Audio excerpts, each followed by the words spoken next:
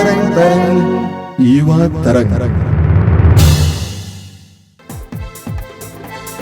युवकों तुम शक्तिशाली हो, तुम में वचन निवास करता है। युवकों तुम शक्तिशाली हो, तुम में वचन निवास करता है। ईश्वर तुम में जीवित है, ईश्वर तुम में जीवित है। दुष्ट पर तुमने विजय पाई है, दुष्ट पर तुमने विजय पाई है। इफाता इफाता इफाता इफाता इफाता इफाता। युवकों तुम शक्तिशाली हो, तुम में वचन निवास करता है। युवकों तुम शक्तिशाली हो, तुम में वचन निवास करता है। ईश्वर तुम में जीवित है, ईश्वर तुम में जीवित है। दुष्ट पर तूने विजय पाई है, दुष्ट पर तूने विजय पाई। गाइए इफाता इफाता इफाता इफाता खुल जाए। इफाता इफाता इफाता। मेरी आंखें खुल जाए, मेरे कान खुल जाए, मेरा मन खुल जाए। यीशु प्रभु ये कह रहा। मेरी आंखें खुल जाए, मेरे कान खुल जाए, मेरा मन खुल जाए। यीशु प्रभु ये कह रहा। इफाता इफाता इफाता इफाता इफाता इफाता इफाता। एक बार फिर से गाएं। मेरी आंखें खुल जाए, मेरे कान खुल जाए, मेरा मन खुल जाए। यीशु प्रभु ये कह रहा। मेरी आंखें खुल जाए, मेरे कान खुल जाए, मेरा मन खुल जाए। यीशु प्रभु ये कह रहा। इफाता इफाता इफाता इफाता। मेरे प्रिय युवा भाई और बहनों, मैं आप सभी का इस युवा तरंग में स्वागत करता हूं। प्रभु को धन्यवाद देता हूं कि प्रभु ने इस कार्यक्रम को बहुत सारे युवाओं के लिए मार्गदर्शन का एक माध्यम बनाया है, और मेरा विश्वास है कि आपको भी इससे मार्गदर्शन प्राप्त हो रहा है। जैसा कि हर बार मैं आपसे कहता हूं, ये आपका कार्यक्रम है, आप इसको ज़्यादा प्रसारित करें, लोगों को इसके बारे में बताएं। हमारे जीवन में जितना विश्वास है उतना हम मजबूत रहेंगे। जब हमारा विश्वास टूट जाता है प्रभु पर, तो हम भी टूटने लगते हैं। जीवन की हर एक परिस्थिति में, विशेष करके उन परिस्थितियों में जो हमारे लिए विकट हैं, विपरीत हैं, प्रतिकूल हैं, अगर हमारे मन और हृदय में विश्वास नहीं है तो हम टूट जाएंगे। हम पढ़ते हैं लूकस के सुसमाचार के अध्याय 17 के वाक्य 5 में शिष्यों ने प्रभु से कहा, प्रभु हमारे विश्वास को बढ़ाइए। और वाक्य 6 में प्रभु ने क्या जवाब दिया? प्रभु ने कहा, यदि तुम्हारा विश्वास राई के दाने के बराबर भी होता और तुम इस सहतूत के पेड़ से कहते उखड़ कर समुद्र में लग जाओ, वो तुम्हारी बात को मान लेता। अगर हमारे जीवन में विश्वास है तो शहतूत का पेड़ जैसा बहुत बड़ा पेड़ हमारे लिए झाड़ जैसा दिखाई देगा। लेकिन हमारे हृदय में, हमारे मन में विश्वास की कमी है, प्रभु पर भरोसे की कमी है, तो बहुत छोटा झाड़ भी पेड़ जैसा दिखाई देगा। प्रभु से प्रार्थना कीजिए कि प्रभु हमें विश्वास दीजिए, विशेष करके जीवन की कठिन परिस्थितियों में हमें जिंदा रखने के लिए, हमारे अंदर सांत्वना भरने के लिए हमें विश्वास दीजिए। श्रद्धापूर्वक हमारी बहन को सुने, वचन सुनिए। सबों को जय यीशु। मेरे सभी युवा साथियों को प्रभु यीशु के नाम से हम इस कार्यक्रम में आपका स्वागत करते हैं। आइए कुछ पलों के लिए हम मौन रहे और ये समय प्रभु को हम समर्पित करें। परमेश्वर हम सब से एक एक से निजी तौर से हमसे बात करना चाहता है। ईश्वर जो सर्वज्ञानी है वो जानता है कि आप किस दौर से गुजर रहे हो, आप किन किन परेशानियों को जूझ रहे हो, आपके जीवन में आज कौन कौन सी तकलीफ़ें आ चुकी है, क्या क्या मुश्किलों का सामना आप कर रहे हो, सब कुछ वो जानता है। आपकी चिंताएं, भविष्य के बारे में आपकी आशंकाएं, सब कुछ को जानने वाला परमेश्वर आज वो आपको कहता है, मुझ में विश्वास करो। यूहन्ना 14:1 के द्वारा ईश्वर आपके हृदय से कहना चाहता है, तुम्हारा जी ना घबराए, तुम्हारा जी ना घबराए, प्रभु में विश्वास करो और मुझ में भी विश्वास करो। हे प्रभु यीशु, मैं एक एक भाई और बहन के लिए प्रार्थना करती हूँ कि इन वचनों के द्वारा उनके हृदय में जो भी आज परेशानियां हैं उन सब पर वचनों के द्वारा अधिकार आए और उन्हें चंगाई प्राप्त मिले। यीशु मसीह के नाम से आमीन। Hallelujah, hallelujah. तो मुझे सुनने वाले मेरे युवा साथियों, मेरे दोस्तों, आज हमारी ज़िंदगी की सच्चाई ये है कि अनेक सारी परिस्थितियां हमारे अधिकार या हमारे नियंत्रण या हमारे काबू से बाहर की है। हम बहुत कुछ सोचते हैं, प्लानिंग करते हैं, बहुत कुछ तय करते हैं, पर अनेकों बार हमारी अनुसार कुछ बातें नहीं चलती और फिर हम इस दुविधा में गिर जाते हैं कि आखिर में करें तो क्या करें। और अनेक सारी नकारात्मक विचार हमारे मन और हमारे हृदय को वो झकझोर देते हैं। और इस परिस्थिति में हमें क्या करना है, हमें कैसे इन परिस्थितियों का सामना करना है। प्रभु यीशु के वचनों को याद करें। प्रभु यीशु ने कहा, जो व्यक्ति अपना घर बांधना चाहता है वो अपना घर कहाँ पर बांधे। प्रभु ने कहा, तुम्हें अपना घर चट्टान पर बांधना है। क्यों हमें चट्टान पर बांधना है? ताकि जब आंधी आए, तूफान आए, कोई भूकंप आए तो हमारा घर बना रहेगा। यानी यीशु कभी भी नहीं चाहते कि जिंदगी के परेशानियों के बीच हमारा घर बह जाए।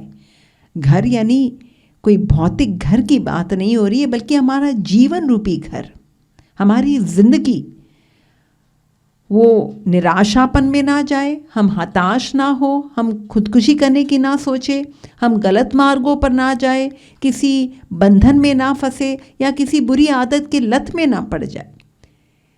यानी प्रभु यीशु ये चाहता है कि हमारी जिंदगी अच्छी बनी रहे।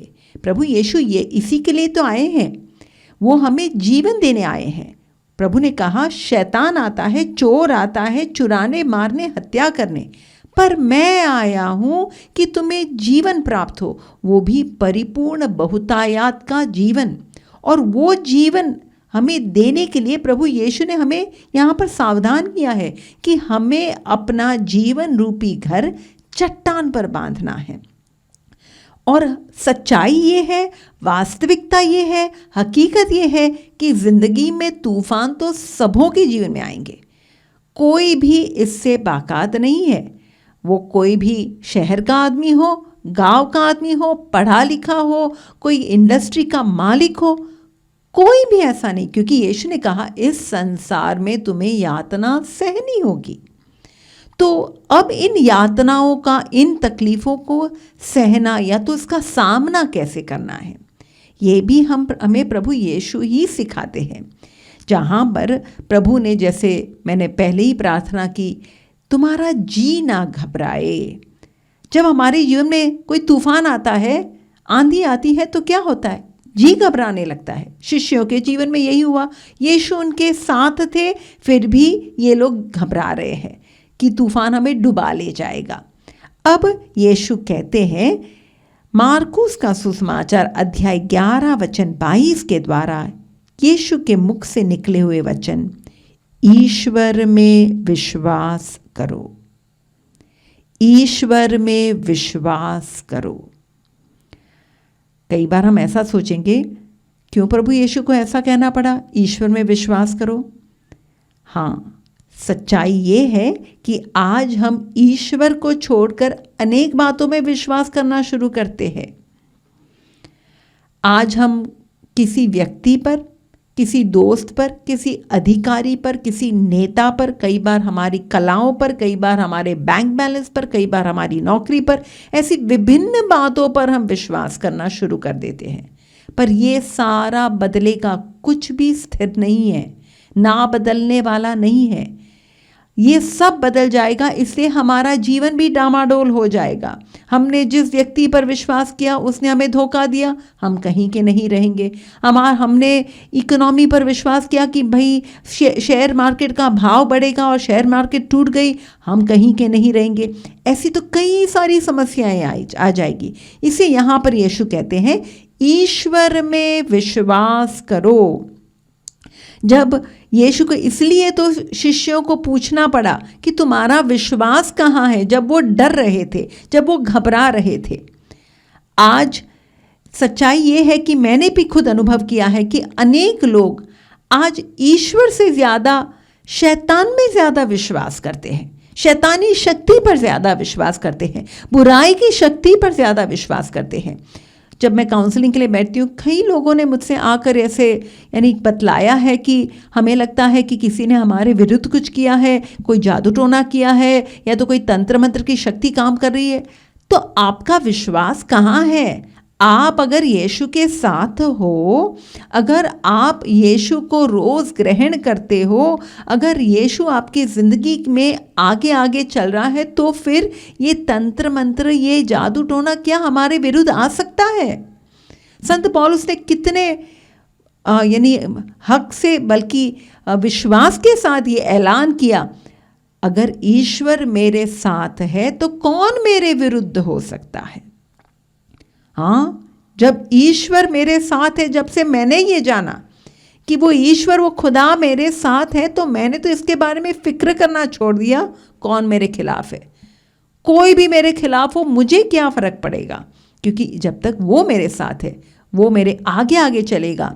वो यरूशलेम को जैसे पर्वत घेरे हैं, मेरा ईश्वर मुझे घेरे रहता है, तो आगे पीछे से, ऊपर नीचे से वो मुझे घेरे रखा है, तो मुझे क्या फ़र्क पड़ेगा।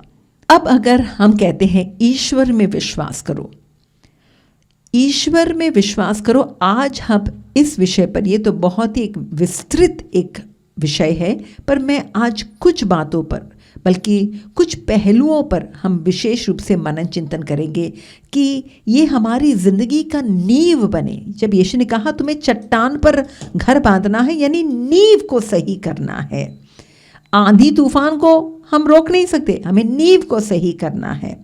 और वचन ये भी कहता है, एक विश्वासी कैसे चलता है? एक धर्मी व्यक्ति विश्वास के द्वारा चलता है, आंखों देखी बातों पर नहीं। तो अगर हमें चलना है, हमें जीना है, एक धर्मी विश्वास के द्वारा जीता है, यानी विश्वास हमारी जिंदगी का हमारा अभिन्न भाग होना चाहिए। It should be our daily walk with the Lord in faith.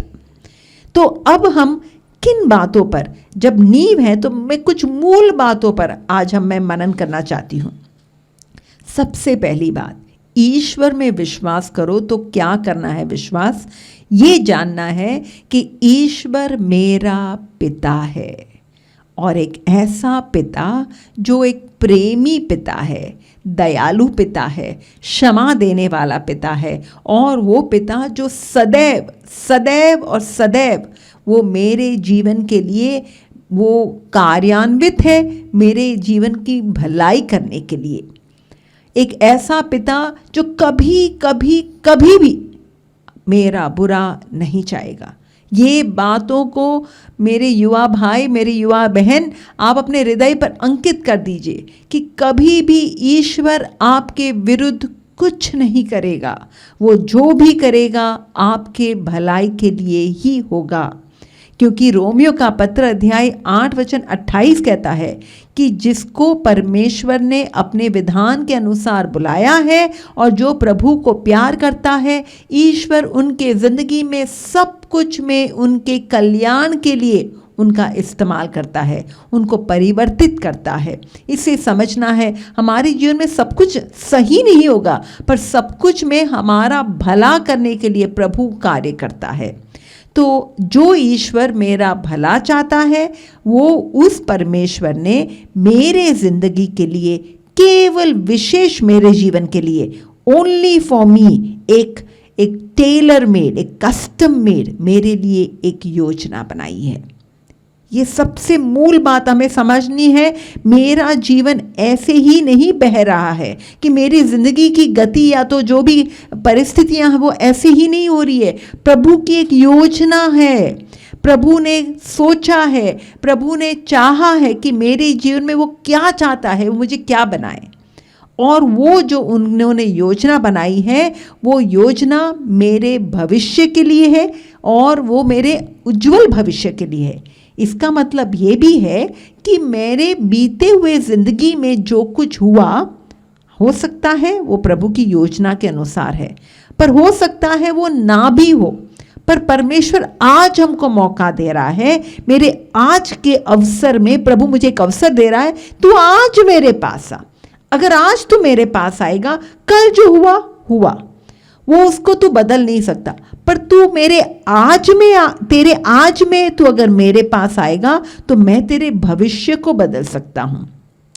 सच तो ये है, कल हमने जो किया उसका नतीजा हम आज भुगत रहे, तो आज हम जो करेंगे उसका फल हमें कल आएगा। इससे परमेश्वर कहता है तू मेरे पास आ जा। तो आज के समय में हमें प्रभु के पास आना है, ये समझने के लिए कि प्रभु की क्या योजना है। अब यहाँ पर एक और बात मैं विशेष रूप से बतलाना चाहती हूँ कि ये जो योजना, it is a unique plan. इसलिए हमें इस बात को ध्यान देना है कि हमें अपने जीवन में होने वाली जो भी बातें हैं उसको दूसरों के साथ हमें तुलना नहीं करना है, क्योंकि हमारे जीवन के लिए जो प्रभु ने सोचा है वो दूसरों के लिए वैसा सोचा ही नहीं है। इससे आप अपनी ज़िंदगी की तुलना दूसरों के साथ कर करके मायूस, निराश, या तो ईर्ष्या, या तो मन में जलन, या तो ऐसी कई नकारात्मक बातें आपकी ज़िंदगी से हट जाएगी अगर आपको ये बात पर विश्वास है, God has a unique plan for my life. एक छोटी सी बात मैंने सुनी कि एक क्लासरूम में कई सारे विद्यार्थी थे और सबको एक क्वेश्चन पेपर दिया गया और क्वेश्चन पेपर में सब लोग अपना लिख रहे हैं। कुछ जो विद्यार्थी थे वो दूसरों के पेपर में झांक झांक कर लिख रहे हैं।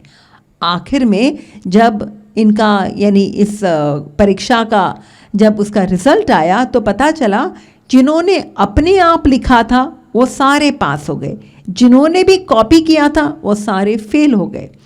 तो कॉपी करने वाले लोगों ने पूछा कि आखिर में क्यों फेल हो गए, हमने भी तो वही लिखा जो वो सामने वाले वो पास हो गए और हम फेल हो गए।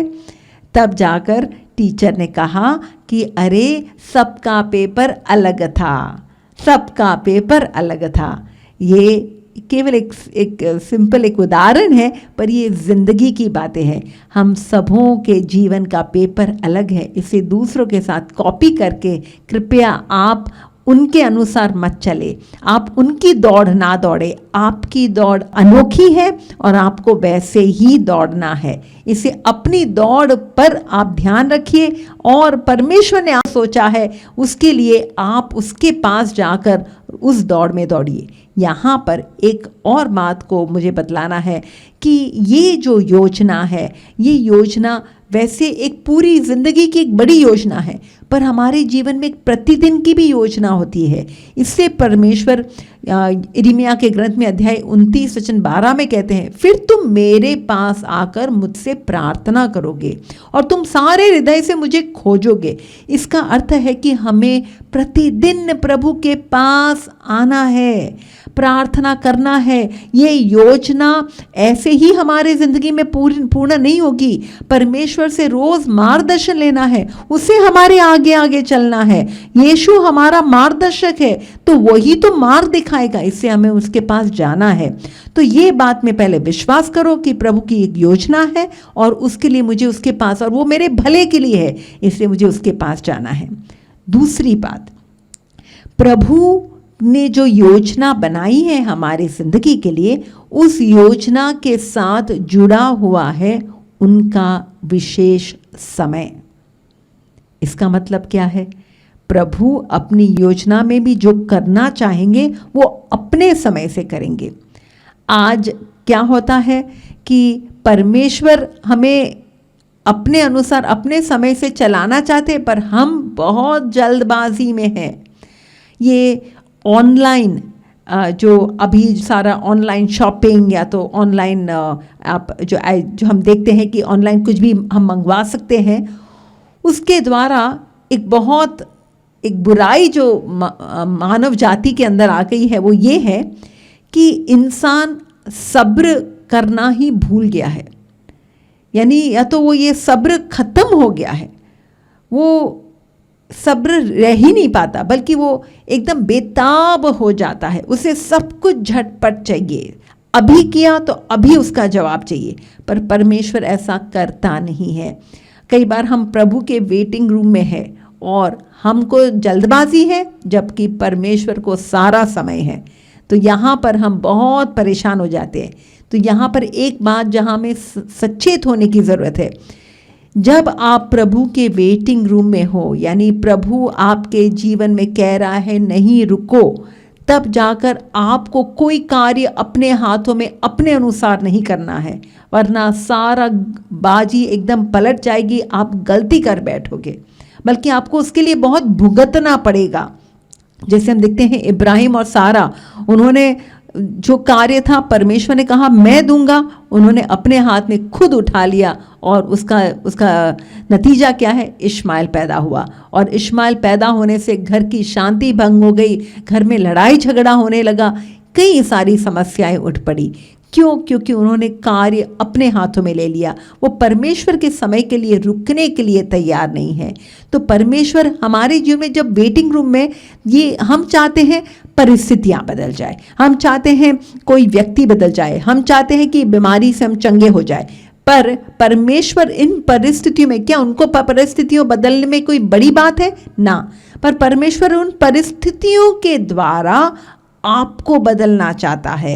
प्रभु आपके जीवन में, आपके हृदय में एक नए व्यक्ति का सृजन करना चाहता है। प्रभु चाहता है आप और यानी सब्र से काम लो, आप उसमें और गहराई में आप उसके साथ रिश्ता बांधो, आप दूसरों के प्रति दयावान बनो, आप करुणामय बनो। ऐसी कई सारे नैतिक गुणों को यानी हमारे जीवन में खिले, उसके लिए प्रभु कार्य कर रहा है। ये तो परिस्थितियां तो केवल एक सही माध्यम है जिसके द्वारा हमारा निर्माण सही हो पाएगा। तो हमें इससे जूझना नहीं है। Do not fight the circumstances, allow God to fix you in the circumstance. परिस्थितियों में परमेश्वर आपके जीवन में एक नए व्यक्ति का सृजन करे, उसके लिए प्रभु को सहयोग देना है। और तीसरी बात, प्रभु के जो मार्ग है वो हमारे मार्गों अनुसार नहीं है, इसलिए हमें प्रभु के बहुत ही रहस्यमय मार्गों पर विश्वास करना है। प्रभु के मार्ग हमारे मार्ग नहीं है। आकाश पृथ्वी से जितना ऊंचा है, प्रभु कहता है उतने ही ऊंचे हैं मेरे मार्ग तुम्हारे मार्गों से और मेरे विचार तुम्हारे विचारों से। हम नहीं समझ पाएंगे परमेश्वर कैसे काम करेगा, हमें बस आज्ञाकारी बनना है। ईश्वर ने हमें जब कहा, विश्वास का प्रकटन कहाँ है? आज्ञाकारिता में। Faith without action is dead. जब इब्राहिम को कहा अपने देश को छोड़ो, राष्ट्र को छोड़ो, लोगों को छोड़ो, और कहाँ जाना है बताया नहीं, पर विश्वास किया, आज्ञाकारी बने। ऐसे ही हमारे ज़िंदगी में परमेश्वर कुछ कुछ बातों में बताएंगे। हमारी बुद्धि, हमारा लॉजिकल माइंड कहेगा ये सही नहीं है, पर हमें सही क्या नहीं है, सही क्या गलत है, ये नहीं समझना। प्रभु ने कहा तो हमें करना है। उदाहरण के तौर से हम पढ़ते हैं राजाओं के पहले ग्रंथ में अध्याय 17 में नबी एलिया को उनके द्वारा ही बतलाया गया, जाकर राजा अहाब से कहना है कि अभी 2.5 साल बारिश नहीं होगा, बरसात नहीं होगी और यहाँ पर अकाल होगा। अब इस अकाल में तो उनको भी तो झेलना है, पर उनको बतलाया गया तुम्हें झरने का पानी दिया जाएगा और जो कौवे हैं वो आकर तुम्हें भोजन देंगे। कितनी अजीब बात है। प्रभु ने और किसी व्यक्ति को नहीं चुना, किसी व्यक्ति को या तो कोई सही माध्यम जो हमें भोजन दे।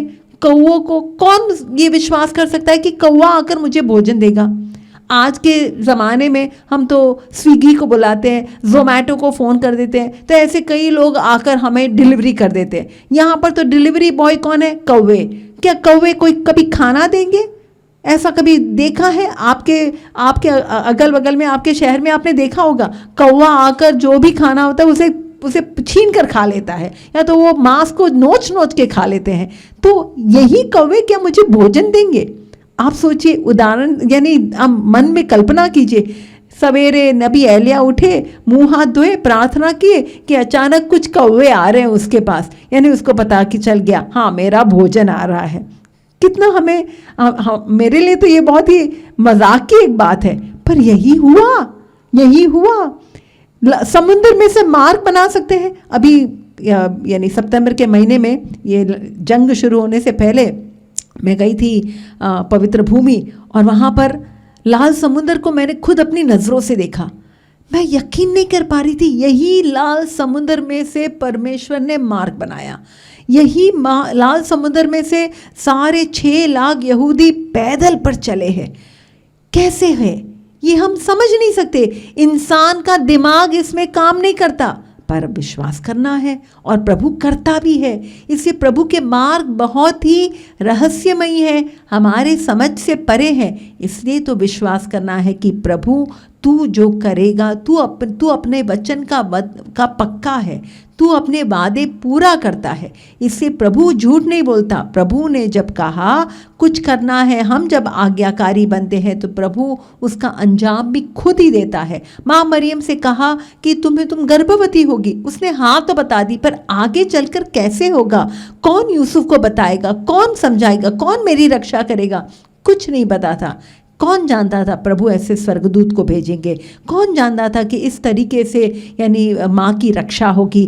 हम कोई नहीं समझ सकते, माँ भी नहीं समझ पाई, पर वो ये सारी बातों को अपने हृदय में संजोए रखती थी। कैसे? विश्वास के द्वारा। धन्य है जिसने विश्वास किया कि उसे जो कहा गया था वो पूरा होगा। आइए हम भी प्रभु के यानी योजनाओं पर, प्रभु के समय पर और विशेषकर प्रभु के मार्गों पर विश्वास करें, प्रार्थना में बने रहे, प्रभु के मार्गों पर चले, आज्ञाकारी बने, ताकि परमेश्वर का महान कार्य हम सबों के जीवन में पूर्ण हो जाए। यीशु मसीह के नाम से मैं प्रार्थना करती हूँ, आमीन। जय यीशु। आइए हम प्रार्थना करें। अपनी आंखें बंद कीजिए।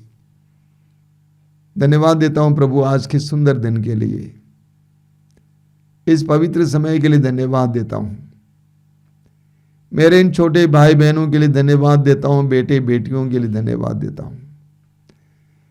उनके जीवन में जो कठिन परिस्थितियों से उनको गुजरना पड़ता है उसके लिए धन्यवाद देता हूँ, क्योंकि जितना हम कठिनाइयों से गुजरेंगे उतना ज़्यादा हमारे अंदर सामर्थ्य बढ़ेगा, धैर्य बढ़ेगा।